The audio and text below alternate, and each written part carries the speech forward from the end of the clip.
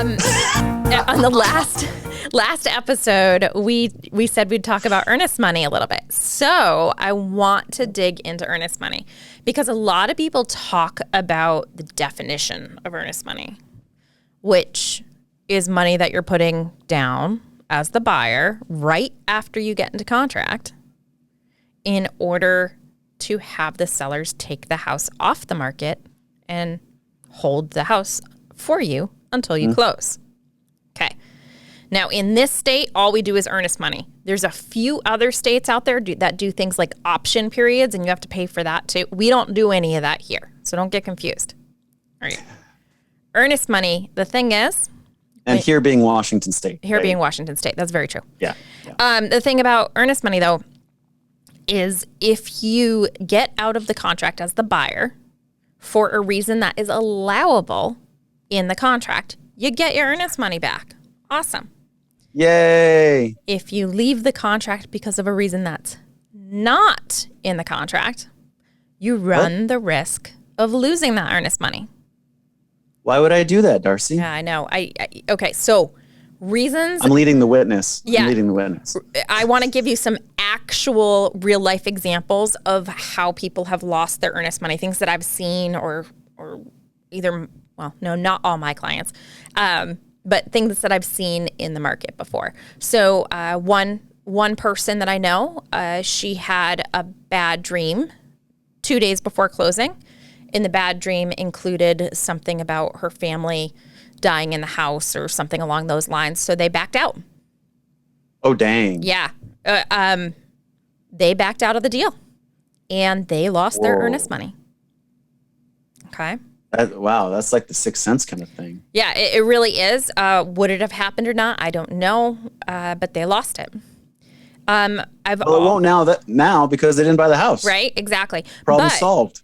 I did have a friend who had a contract, and that buyer got out of the contract because her psychic told her to get out of the contract.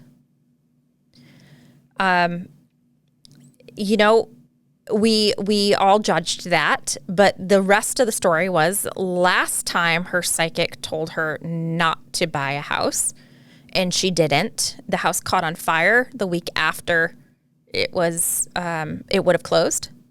So maybe the psychic knows what they're talking about. I don't know.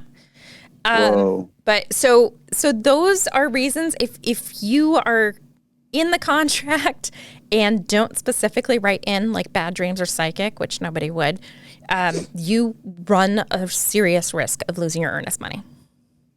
You got to warn me when you're going to do that. I was right mid-drink. Okay.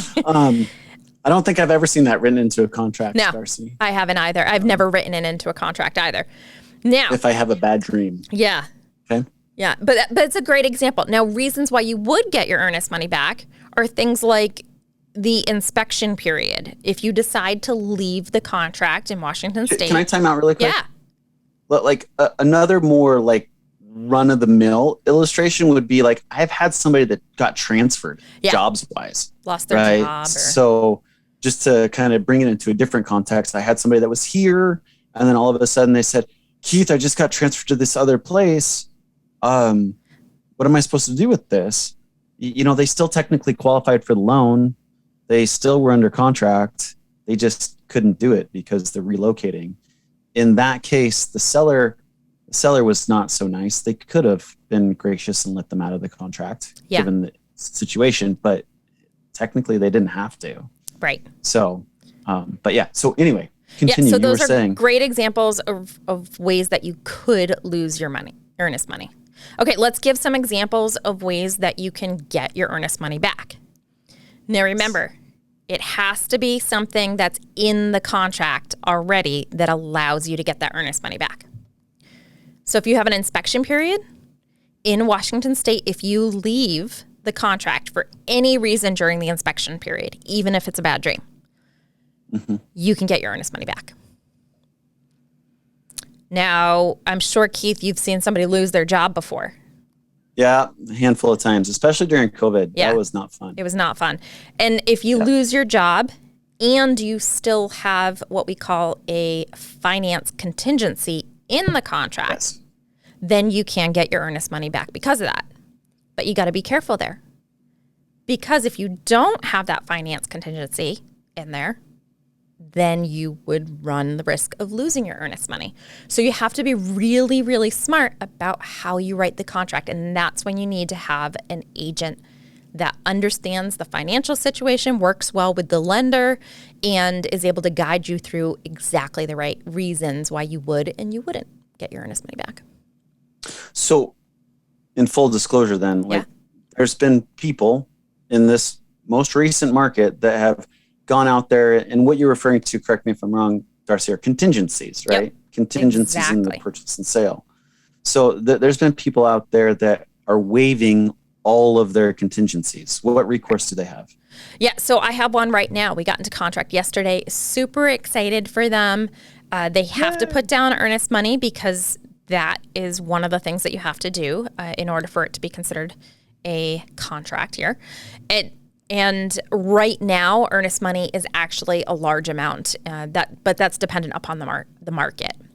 Also right now, because it's a massive seller's market, people are releasing their earnest money as soon as they get into contract, saying, hey, escrow, please give the seller my earnest money now. The seller doesn't have to wait until we close. And that's a extra incentive for the seller to choose the buyer, which can be a great thing to do. However, if the buyer leaves for any reason whatsoever, gets out of the contract for any reason whatsoever, that money's already gone. Okay, there's no recourse.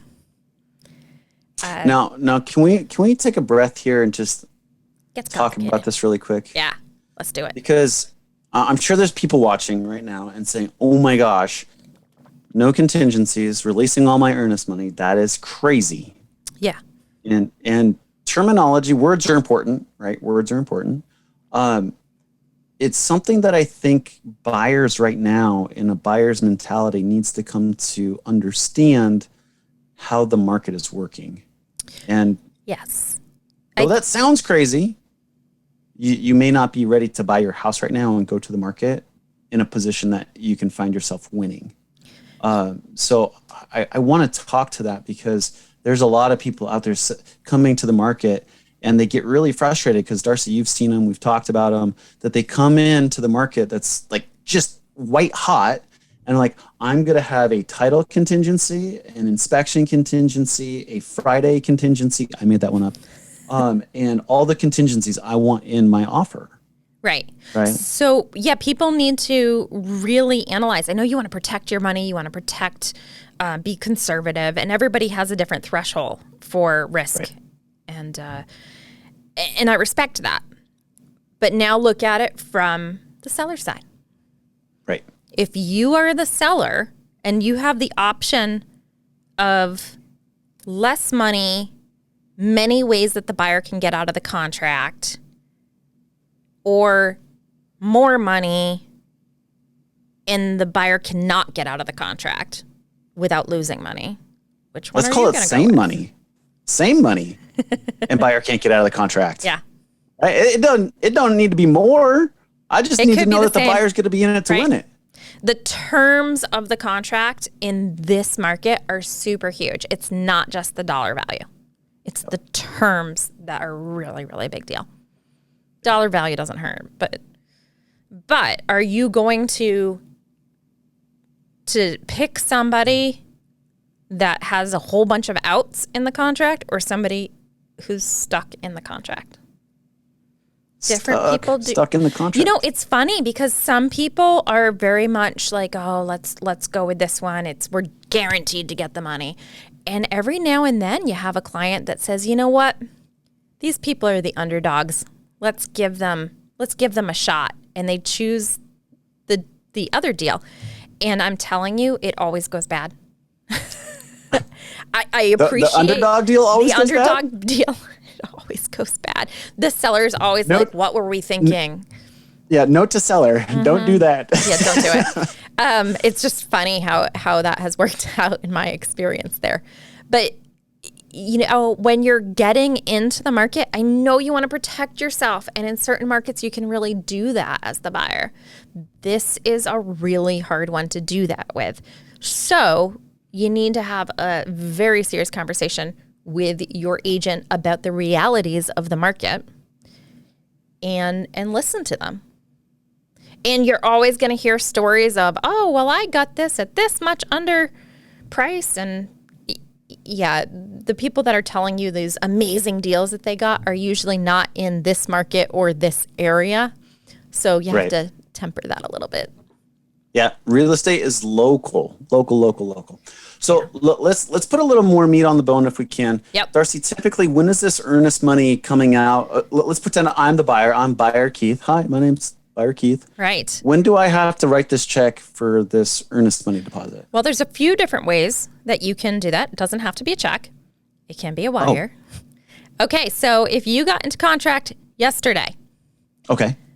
In the contract itself, it now specifically states how many days it is until that earnest money is due. Common practice is people say 2 business days.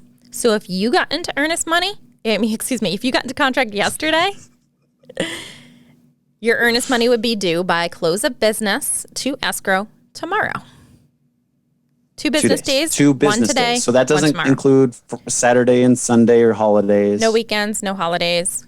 2 business days. And it has to be... Is the day after Thanksgiving, this is always a trick question, is the day after Thanksgiving considered a holiday? I haven't looked at it. I don't know. I don't know for this year. Are we funding the day after Thanksgiving? I don't think so. I don't think we are. Let me check with the funding banks are department. Closed, right? Nope, we're not. Yeah, it's always that way. So there are times that 2 days can literally be 2 days, and there's times that 2 days can be like 6 days. So you have to be very, very careful. Is this like Common Core math? How is 2 6? Right. So let's look at you get into contract on the Tuesday of Thanksgiving week. Okay. Ooh. Wednesday is day 1. Gotcha. Thursday and Friday are holidays. I'm eating way too much food. Right. Saturday and Sunday's weekend. That's 7 days. I thought Tuesday, Wednesday, Thursday, Friday, Saturday, Sunday. Yeah, Monday is when the earnest money would be due. So you really have to pay attention. It's kind of crazy.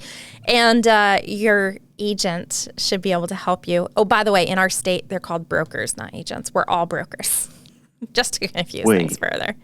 We've been doing it wrong all this time? Yeah. But that's okay. That's a whole nother ball of wax.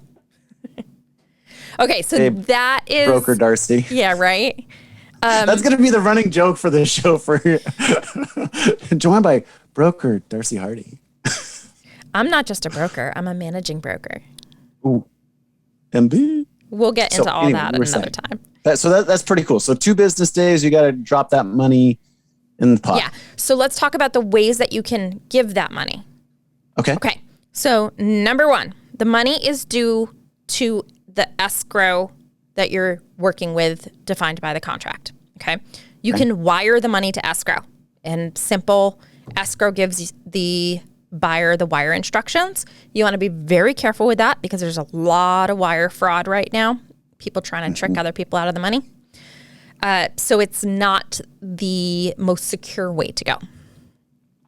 Number 2, you can go down to the bank and get a cashier's check and either drop that cashier's check off at the escrow department or have a courier come get it. Number 3, you can write a personal check and drop it off or have the courier come get it. And number 4, something that a lot of escrow companies are starting to do is there are some apps out there these days that you can deposit earnest money with these special apps. And it's really cool. Just like online banking, you take a picture of the front, you take a picture of the back of the check, and lo and behold, it uploads it to escrow and your earnest money is deposited. And that is my favorite way.